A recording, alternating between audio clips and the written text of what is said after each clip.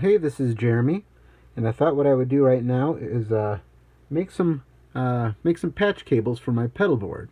You know, the short cables that go between the pedals. Uh, what I use is lava cable, lava tightrope.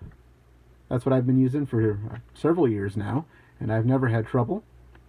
I think it's a very good system. Of course, I guess I would say if you know how to solder, soldering is probably the best option, but solder free, I like it. It works for me. I don't have any troubles with it. Um, and with my current setup, with the way things work right now, it's a lot easier to just do a solder free kit rather than get out the soldering iron and have to set that up and use that. And it takes more time, it's more cumbersome. This is what's working for me right now. So that's what I do. So I have some lava cable, lava tightrope. It's the system that I use. They have several colors that you can buy. I get white. I think it looks cool. I don't know. I like it. They have black, they have red, they have green, blue, I think. I don't know what all colors they have, but they have it. Comes with instructions on the back. We'll get into the instructions a little bit later. They also come with a little cutting tool. We'll talk about that a little bit later. But here's some other tools that I use when making pedal patch cables. I use these wire cutters. Actually, these wire cutters, you might recognize them as dog nail clippers. I have a particular reason why I like using these. Here's the hint, the circular cutting blade.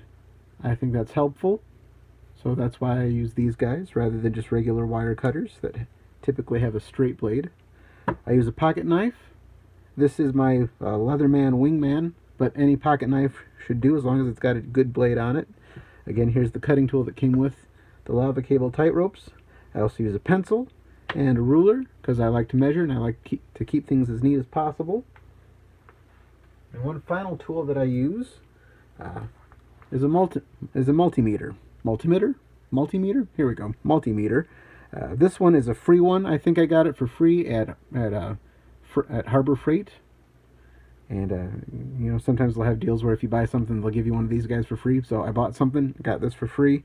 Otherwise, I think you can buy it there just about any time, and it's real cheap. Honestly, I don't know if it's a good multimeter, but I think it does the trick for what we're doing here today.